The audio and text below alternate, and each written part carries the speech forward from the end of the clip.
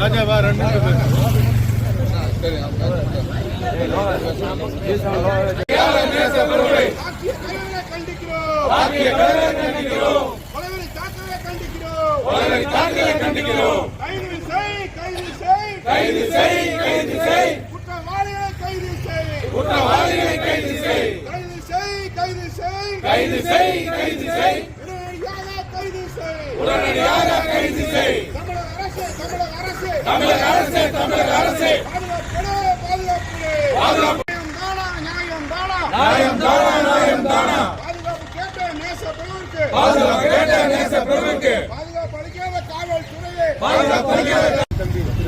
அவர்களை நேற்று கொலைவெறி தாக்குதலுடன் ஈடுபட்ட கொலை குற்றவாளிகளை கைது செய்ய கோரி தாராபுரம் அனைத்து பத்திரிகை சங்கம் சார்பாக இப்பொழுது ஆர்ப்பாட்டம் நடைபெறுகிறது. ஆர்ப்பாட்டத்திற்கு தலைமை திரு கருணாநிதி தலைமை தாங்கி தருமாறு கேட்டுள்ளது.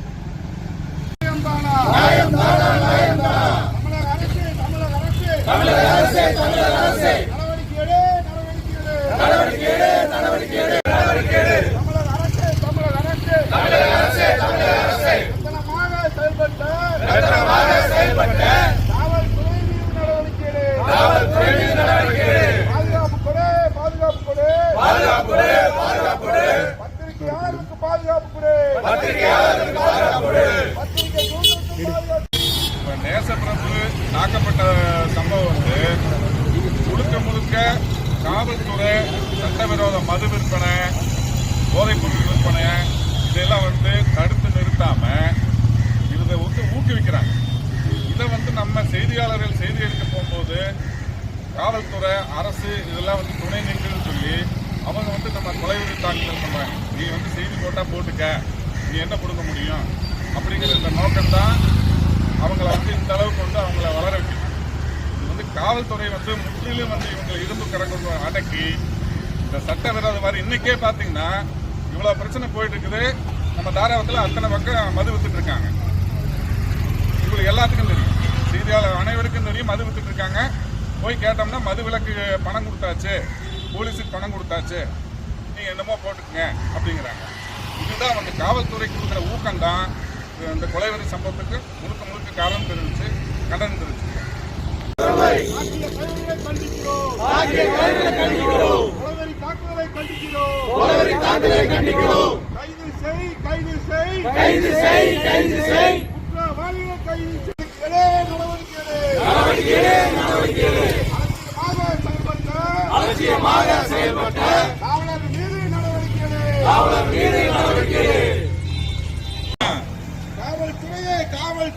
காவல்துறையே மெத்தன போக்கை கைவிடுக,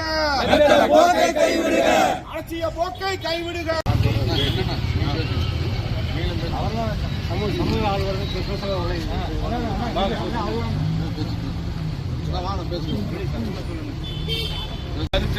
அவருக்கு பணம் பெருசல்ல, அவருக்கு சிகிச்சை மட்டும்தான் பெருசு. அந்த சிகிச்சைக்கான உண்டான பலனை அனைத்து சிகிச்சையும் அவருக்கு அளிச்சு அவர் உடனே நலம் பெற வேண்டும் தமிழகம் தமிழக அரசை கேட்டுக்கொள்கிறோம். மேலும் மாவட்டம் தாராபுரம் பத்திரிகையாளர் சங்க அனைவருக்கும் இந்த கூட்டம் எதற்காக நாம் கூட்டப்படுகிறோம் என்றால், நேற்று இரவு பல்லடத்தில் நடைபெற்ற படு மோசமான சம்பவத்திற்காக நாம் இப்போ கூடியிருக்கோம். என்ன நடந்தது அப்படிங்கிறத காவல்துறைக்கு முழு விவரம் எல்லாம் சொல்லி காவல்துறையினர் எந்த நடவடிக்கையும் எடுக்காததால் இந்த சம்பவம் நடந்திருக்கு. இந்த முழுக்க காமநாயக்கம்பாளையம் காவல்துறையினர் கண்டனம். அவங்க மேலே காத்திருப்போர் பட்டியலை முதலமைச்சர் வச்சிருக்கிறதா சொன்னாங்க. அவங்கள டிஸ்மிஸ் பண்ணி வீட்டுக்கு அனுப்பியே ஆகணும். மேலும் பாதிக்கப்பட்ட நிருபரை நல்ல சிகிச்சை தந்து அவர் உடனே ரெடியாக ஏற்பாடு பண்ணணும். இதை விட பத்திரிகையாளர் ஆகிய நம்மளுக்கு பஸ் பாஸ் வழங்குறாங்க, எல்லா வசதியும் நம்மளுக்கு செஞ்சு தராங்க. ஏன் பாதுகாப்பு மட்டும் ஏன் கொடுக்க மாட்டேங்கிறாங்க? இதனால நம்ம எல்லா நிருபர்களுக்கும் உடனே ஆயுத ஏந்திய போலீஸ் நம்மளால கொடுக்க முடியாது, எல்லாத்துக்கும் நம்மளுக்கு கொடுக்காது. உடனே திரு நேசப்பிரபு அவர்களை நேற்று கொலைவெறி தாக்குதலுடன் ஈடுபட்ட கொலை குற்றவாளிகளை கைது செய்ய கோரி தாராபுரம் அனைத்து பத்திரிகை சங்கம் சார்பாக இப்பொழுது ஆர்ப்பாட்டம் நடைபெறுகிறது. ஆர்ப்பாட்டத்திற்கு தலைமை திரு கருணா வந்து தலைமை தாங்கி தருமாறு கண்டிக்கிறோம். கொலைவெறி தாக்குதலை கண்டிக்கிறோம். தமிழக அரசே கைது செய். பத்திரிகையாளர்களுக்கு பாதுகாப்பு கொடு. நியாயம் தானா. பாதுகாப்பு கேட்ட நேச பிரபுவிற்கு இப்ப நேசப்பிரபு தாக்கப்பட்ட சம்பவம் வந்து முழுக்க காவல்துறை சட்டவிரோத மது விற்பனை, போதைப் பொருள் விற்பனை இதெல்லாம் வந்து தடுத்து நிறுத்தாம இதை வந்து ஊக்குவிக்கிறாங்க. இதை வந்து நம்ம செய்தியாளர்கள் செய்தி எடுக்க போகும்போது காவல்துறை, அரசு இதெல்லாம் வந்து துணை நின்றுன்னு சொல்லி அவங்க வந்து நம்ம கொலைவெறி தாக்குதல் பண்றாங்க. நீ வந்து செய்தி போட்டா போட்டுக்க, நீ என்ன கொடுக்க முடியும் அப்படிங்கிற இந்த நோக்கம்தான் அவங்கள வந்து இந்த அளவுக்கு வந்து அவங்கள வளர வைக்கணும். இது வந்து காவல்துறை வந்து முற்றிலும் வந்து இவங்களை இரும்பு கரங்க அடக்கி இந்த சட்டவிரோத மாதிரி இன்னைக்கே பார்த்தீங்கன்னா இவ்வளோ பிரச்சனை போயிட்டு இருக்குது. நம்ம தாராவத்தில் அத்தனை பக்கம் மது வித்துட்டு இருக்காங்க. உங்களுக்கு எல்லாத்துக்கும் தெரியும், செய்தியாளர் அனைவருக்கும் தெரியும் மது வித்துட்டு இருக்காங்க. போய் கேட்டோம்னா மது விலக்கு பணம் கொடுத்தாச்சு, போலீஸுக்கு பணம் கொடுத்தாச்சு, நீங்கள் என்னமோ போட்டுக்குங்க அப்படிங்கிறாங்க. இதுதான் வந்து காவல்துறை கொடுக்குற ஊக்கம் தான் இந்த கொலைவெறி சம்பவத்துக்கு முழுக்க காரணம் தெரிவிச்சு கண்டனம் தெரிவிச்சிருக்காங்க. முன்னாடியே காவல் சொல்றாரு, 4 மணி நேரத்துக்கு முன்னாடியே காவல் சொல்லியிருக்காரு. இந்த மாதிரியான ஒரு சூழல் இருக்குது, அதுக்கு வந்து பாதுகாப்பு கொடுங்க அப்படின்னு சொல்லி கேட்டிருக்காரு. அதுக்கு அடுத்தபடியே தொடர்ச்சி அவங்களோட போலீஸோட லைவ்ல தொடர்ந்து இருந்திருக்காரு. சம்பவம் நடக்கிறது ஒரு முன்னாடி அவர் தொடர்ந்து இருந்திருக்காரு. ஆனால் காவல்துறை நடவடிக்கை என்னன்னு பார்த்தீங்கன்னா ஒன்றுமே ஆலோசனை நடத்தல் போகுது அப்படிங்கிற மாதிரி. ஆனால் இன்னைக்கு நிலமை கடுக்காக மன்னிச்சிருக்காரு. 2 கைகளையும் பார்த்து அப்படி துணுக்குன்னா போகிற அளவுக்கு வெற்ற அளவுக்கு அவர் என்ன செய்தாரு? நேசப்பிறப்பு செய்தது என்ன? அவர் என்ன பண்ணாரு? இந்த கையை வந்து துண்டா வெட்டுற அளவுக்கு என்ன பண்ணாரு? சாராய விற்கிறவனை சமூகத்தில் நடக்கிற அவளத்தான் தகவல்களை செஞ்சு தொடர்ச்சியாக போட்டே இருந்திருக்காரு. அடுத்து வந்து கிடைக்கிற பரிசு என்னன்னு சொன்னால் இந்த வெட்டுக்காயம், கொலைவெறி தாக்குதல். இது எதுக்கு நம்ம அப்படின்னா இதுக்கு பாதுகாப்பு கொடுக்க வேண்டிய இடத்துல இருக்காங்க. காவல்துறையில தான் பாதுகாப்பு கொடுக்க வேண்டிய முக்கியமான இடத்துல இருக்காங்க. இதில் பாதுகாப்பு வந்து நேசப்பிறப்பு தான் வீட்டுக்கோ தான் கூடவே 2 போலீஸ் வரலாம் கேட்கல. சம்பவம் நடக்க போகுது அப்படின்னு சொல்லி அவர் சந்தேகப்படுறாரு. அது அடிப்படையில் தொடர்ச்சியாக 4 மணி நேரமாக வந்து அவர் காவல்துறையோட தொடர்பு இருந்திருக்காரு, காவலர்களோட தொடர்பு இருந்திருக்காரு, காவல் ஆய்வாளரோட தொடர்பு இருக்காரு. ஆனால் அந்த காவல் ஆய்வாளர் ஒருவேளை இந்த சூழ்நிலை கருதியாவது என்னதான் நடந்துச்சு அப்படின்னு சொல்லி போட்டு கூட ஒரு காவல்துறை விட்டு பார்த்துருக்கலாம், அங்கே இருக்கிற வீட்டு போலீஸ் விட்டு பார்த்துருக்கலாம். எதுவுமே நடக்கல. அதன் காரணமாக தான் அவர் வந்து இப்போ படுகாயம் பண்ணிருக்காங்க. எல்லாம் பார்த்துருக்கீங்க வந்து அந்த ஃபோட்டோஸ்லாம் பார்க்கும்போது நீங்கள் பார்த்தீங்கன்னா ஒரு கையை சுத்தா போன அளவுக்கு இருக்குது. அப்போ அவர் என்ன தவறு செய்தார்? நேசப்பிறப்பு செய்த தவறு என்ன? இல்லை அப்போ அவர் பாதுகாப்பு கொடுக்காத காவல்துறை தான் முக்கியமான இப்போ இடத்துல இருக்கிறது வந்து காவல்துறை தான். முழுக்க பத்திரிகையாளர் வந்து நாங்கள் நம்பி இருக்கிறது முழுக்க காவல்துறை நம்பி தான் இருக்குது. எல்லா கட்சிக்காரையும் விமர்சனம் பண்ணி பத்திரிகை எழுதுகிறோம். சமூகத்தில் நடக்கிற அத்தனை அவலங்களையும் எதிர்த்து பத்திரிகையில் எழுதுகிறோம். ஆனால் எங்களுக்கு ப்ரொடெக்ஷன் கொடுக்குறதுன்னு சொல்கிற இடத்துல இருக்கிற காவல்துறை. நாங்கள் காவல்துறையை முழுமையாக நம்புகிறோம். ஆனால் அப்படிப்பட்ட சூழலில் ஒரு பத்திரிகையாளர் அவ்வளோ ஒரு உயிர் பயத்தில் கதறாரு. அந்த வாடியை கேட்கும்போது உங்களுக்கு தெரியும். அவ்வளோ கதறலையும் கேட்டுட்டு எந்த விதமான நடவடிக்கை எடுக்காமல் இன்றைக்கி இப்போ வரைக்கும் குற்றவாளி அரெஸ்ட் பண்ணல. எவ்வளவோ டெக்னாலஜி வந்துடுச்சு, சிசிடிவி இருக்குது. ஆனால் இன்னைக்கு வரைக்கும் இப்போ வரைக்கும் குற்றவாளிகள் யார், என்ன விஷயம், ஏது ஒன்றுமே தெரியல.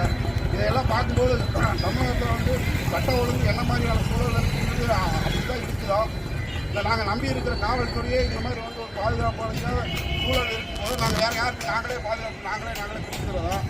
இது என்ன மாதிரியான ஒரு அணுகுமுறை? அதனால் காவல்துறை இனிமேலாவது ஒரு சம்பவம் நடந்துருச்சு, இனிமேலாவது பத்திரிகையாளருக்கு ஒரு பிரச்சனை அப்படின்னு வந்து ஒரு ஸ்டேஷனில் சொன்னால் உடனே நடவடிக்கை எடுக்கிறதுக்கான முயற்சியாக எடுக்கணும். அது உங்கள் பொறுப்பும் கூட. நீங்கள் வந்து ஒரு ஏனோ தானோன்னு இல்லை, உங்களுடைய பொறுப்பு ஒரு பாதுகாப்பு கொடுக்குறது. ஒரு பத்திரிகையாளர் வந்து ஒரு சமூகத்தில் நடக்கிறத எல்லாத்தையும் கொண்டு போய் உங்கள் ஒரு பாதுகாப்பு கேட்டு போட்டு வரும்போது இனிமேலாவது தயவு செஞ்சு காவல்துறைக்கு நாங்கள் வேண்டுகோளாக இருக்கிறதுனா இனிமேலாவது பத்திரிகையாளர்கள் வந்து இந்த மாதிரி ஒரு பாதுகாப்பு கொடுங்க, இந்த மாதிரி சம்பவம் நடக்குது அப்படின்னு சொன்னால் உடனடியாக நடவடிக்கை எடுங்க. சில நேரங்களில் வந்து காவல்துறை நடவடிக்கையை வந்து சில நேரங்கள்லாம் கேள்விக்குறியாக இருக்கிறதா அவங்களே சமூக விரோதிகளோட தொடர்பு வச்சுக்கிட்டு சில சம்பவங்கள்லாம் தாராபுரத்தில் கூட நடந்திருக்கு. சமூக தொடர்பு வச்சுக்கிட்டு நாங்கள் தகவல் சொல்லும்போது யார் தகவல் சொன்னாங்கிற வரைக்கும் எங்களுக்கு வந்து தகவல் கிடச்சிருக்கு. போலீஸ் சொன்னீங்கன்னா எங்களுக்கு தான் சொல்லுவாங்க. அப்படிங்கிற அளவுக்குலாம் நாங்கள் பார்த்துட்டோம். இனிமேலாவது இது ஒரு காவல்துறை வந்து இதில் ஒரு பத்திரிகையாளருக்கு பாதுகாப்பு அளிக்கிறோம்னு கேட்டுக்கிட்டு இந்த சம்பவத்துக்கு கண்டனம் தெரிவிக்கிறோம். தேசப்பிரமுகை கொலைவெறியிலிருந்து தாக்கிய ரவுடி கும்பலை உடனடியாக குண்டர் சட்டத்தில் கைது செய்து அவர்களுக்கு அதிகபட்சமான தண்டனை தமிழக அரசு வாங்கி தர வேண்டும். பத்திரிகையானது 4ஆம் தூணாக ஜனநாயக நாட்டில் 4ஆம் தூணாக உள்ளது.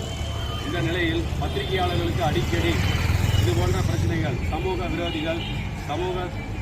விரோத செயல்களை செய்யும் நபர்களால் பத்திரிகையாளர்களுக்கு அடிக்கடி தாக்குதல் உள்ளாகி வருகின்றனர்.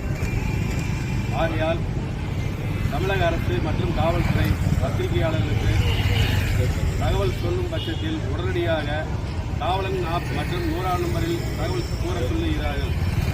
ஆனால் 4 மணி நேரத்துக்கு முன்னர் தகவல் சொல்லியும் தகுந்த பாதுகாப்பு வழங்காத காமநாயக்கம்பாளையம் காவல்துறை ஆய்வாளர் அவர் சஸ்பெண்ட் செய்யப்பட்டுள்ளார். அவரை காவல் பணியிலிருந்து நீக்க வேண்டும் என தாராபுரம் பத்திரிகையாளர் சங்கம் சார்பாக கேட்டுக்கொள்ளப்படுகிறது. பல்லடத்தில் நடந்த நிகழ்வு தமிழகம் முழுவதும் இருக்கும் அனைத்து பத்திரிகையாளர்களுக்கும் கூட இருக்கலாம். ஏனென்றால் சின்ன பத்திரிகை, பெரிய பத்திரிகை, பெரிய டிவி, எது இல்லாமல் அவரவர்கள் செய்திகளை சேகரிக்கும் பொழுது முழுக்க காவல்துறை உறுதுணையாக இருந்தால் மட்டுமே அது பத்திரிகையாளர் பாதுகாப்பாக இருக்கும். குறிப்பாக தமிழக முதல்வர் மு.க. ஸ்டாலின் அவர்கள் பத்திரிகையாளருக்கு பல விஷயங்களை பல தகவல்களை கொடுக்கிறார்கள் என்பதை விட பல நல்ல செய்திகள் செய்திருக்காரு. உதாரணத்துக்காக அண்ணன் சொன்னது போல பஸ் பாஸு, இந்த மாதிரி அவங்க ஒரு வீடு இல்லை அவங்க இறந்து போனால் ஒரு தொகை, இந்த மாதிரி தமிழக அரசு இதையெல்லாம் செய்வதை விட முழுக்க செய்தி சேகரிக்கும் பொழுது சில பிரச்சனைகள் பத்திரிகையாளர்கள் தன்னை அறியாமலேயோ தெரியாமலேயோ சமூக விரோதிகளால் தாக்கப்படுகிறார்கள், அந்த இடத்துல பேசப்படுகிறாங்க. இந்த தகவலை காவல்துறைக்கு சொன்னால் ஏதோ இவன் சொல்கிறான், இவன் சின்ன பத்திரிகை, இவனுக்கு என்ன தெரியும் அப்படின்னு அசால்ட்டாக விடாமல் அது கருத்தில் கொண்டு அதை எடுத்து காவல்துறை சரியாக செய்தாலே பத்திரிகையாளர்கள் பாதுகாப்பாக இருக்கான், பொதுமக்களும் பாதுகாப்பாக இருக்கான்.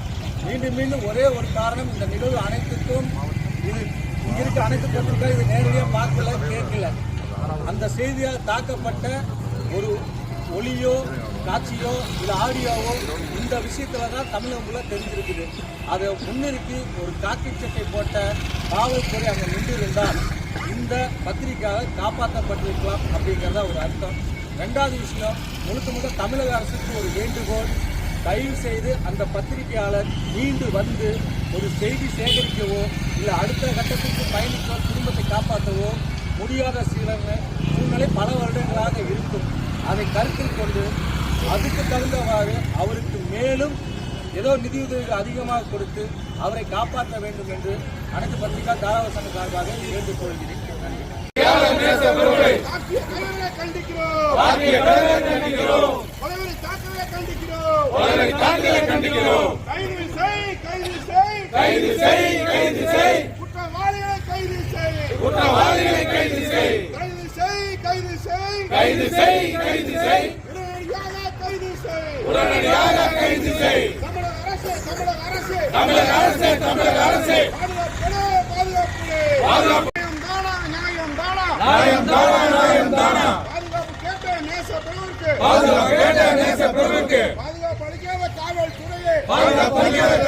திருப்பூர் மாவட்டம் தாராபுரம் பத்திரிகையாளர் சார்பாக நேற்று நடைபெற்ற கொலைவெறி தாக்குதல், நேசன் பிரபு என்பவர் மீது கொலைவெறி தாக்கல் செய்யப்பட்டு இன்றுடன் 18 மணி நேரம் ஆகிறது.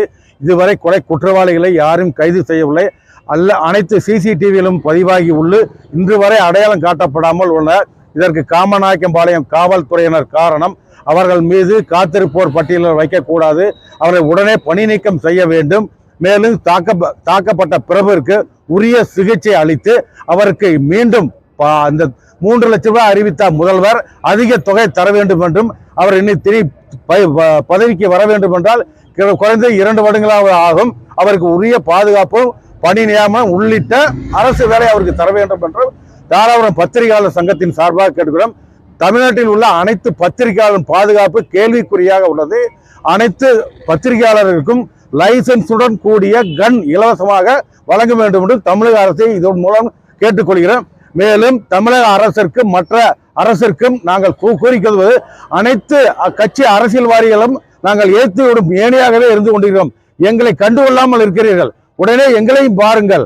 நாங்கள் பத்திரிகையாளர்கள், எதற்காக? உங்களுக்காகத்தான் பாடுபடுகிறோம். எங்களுக்கு உரிய நடவடிக்கை பாதுகாப்பு நீங்கள் தர வேண்டும் என்று அரசை கேட்டுக்கொள்கிறோம்.